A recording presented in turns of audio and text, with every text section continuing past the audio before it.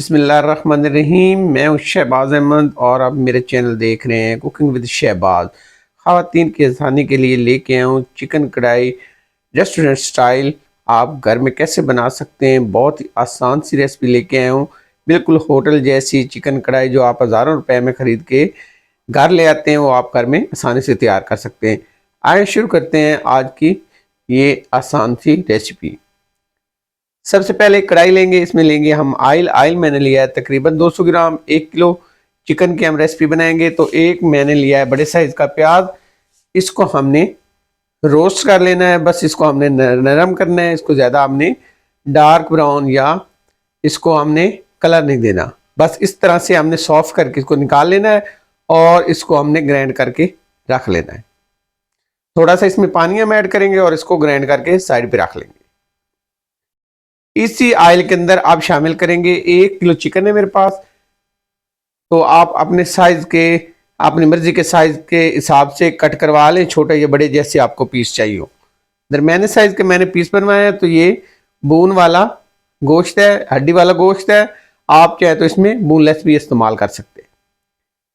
1 kilo chicken کی recipe ہے، بہت ہی آسان ریسپی دوں گا، بہت ہی مزیدار ایسی ریسپی جو آپ بڑے بڑے ریسٹورنٹ پہ کھاتے ہیں اور بڑی مہنگے داموں خریدتے ہیں، آپ گھر میں بڑی آسانی سے بنا سکتے ہیں، بہت ہی کم پیسوں میں اور کم خرچ میں آپ کے گھر میں پڑے مثالوں سے ہی آپ تیار کر لیں گے۔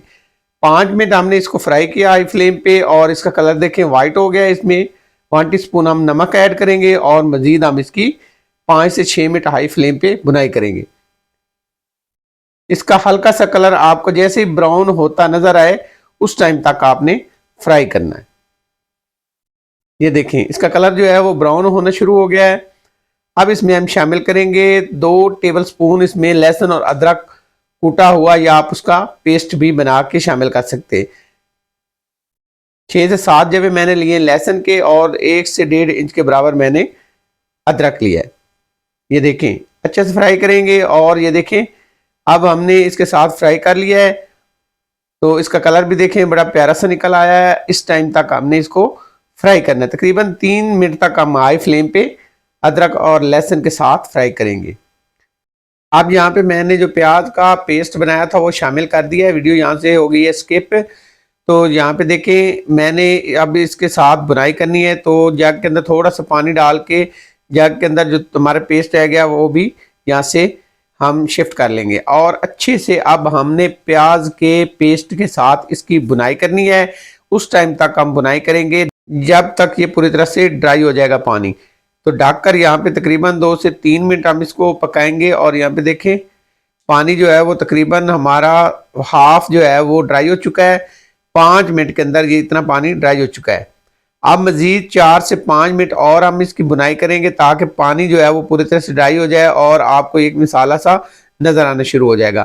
تو یہاں پر ٹوٹل مجھے 7 منٹ ہو گئے۔ 7 منٹ بعد اس میں مسالے شامل کریں گے۔ 1 ٹی اسپون ہم نے بھرا ہوا اس میں سفید مرچ شامل کی ہے، 1 ٹی اسپون اس میں دھنیا پاؤڈر شامل کیا ہے اور ½ ٹی اسپون اس میں نے گرم مسالے کا پاؤڈر شامل کیا ہے۔ مکس کریں گے اور مزید ہم نے اس کی 5 منٹ بنائی کرنی ہے۔ ٹوٹل جو ہے پیاز کا پیسٹ شامل کرنے کے بعد 12 سے 15 منٹ ہم اس کی بنائی کریں گے۔ تو ٹوٹل مجھے ابھی تک جو ہے 10 منٹ ہوئے ہیں، تو اب یہاں پہ مزید جو ہے وہ 3 سے 4 منٹ اور بنائی کریں گے۔ یہ دیکھیں اب پانی جو ہے وہ پوری طرح سے ڈرائی ہو چکا ہے اور مجھے تقریباً یہاں پہ 12 منٹ ہو چکے ہیں۔ 12 منٹ بعد اس میں شامل کریں گے دہی۔ 1 پاؤ میرے پاس دہی ہے، دہی آپ نے پھینٹ کے شامل کرنا ہے اور فلیم کو آپ نے بالکل لو کر لینا ہے۔ لو فلیم پہ آپ نے دہی کو شامل کرنا ہے اور دہی شامل کرتے ہوئے آپ کا فلیم اگر لو نہیں ہوگا تو آپ کا دہی پھٹ سکتا ہے اور اس سے آپ کی ریسپی خراب ہو جائے گی۔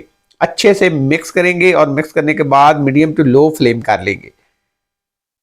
میڈیم ٹو لو فلیم پہ ہم نے اب بنائی کرنی ہے چکن کی اس ٹائم تک جب یہ پانی خشک ہو جائے۔ دہی کا پانی ہم نے مکمل طور پہ خشک کرنا ہے۔ یہ تقریباً ہائی فلیم پہ 5 منٹ لگیں گے اور میڈیم ٹو لو فلیم پہ 3 سے 4 منٹ۔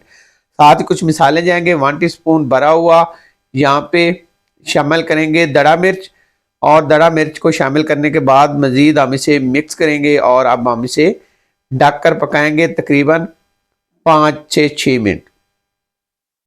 ہائی فلیم پہ آپ پکائیں گے، ہائی فلیم کر لیں گے۔ ہائی فلیم پہ ہم نے پکایا تقریباً، یہ مجھے پکاتے ہوئے 5 منٹ ہو گئے اور یہ دیکھیں پانی جو ہے وہ پوری طرح سے ڈرائی ہو چکا ہے۔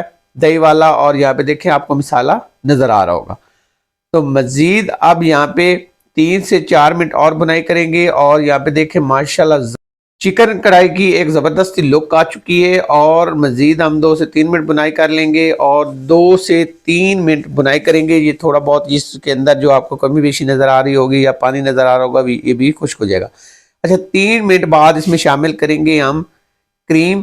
تو یہاں پہ جائے گی 2 سے 3 ٹیبل سپون کریم، اور اس کو ہم کریں گے مکس.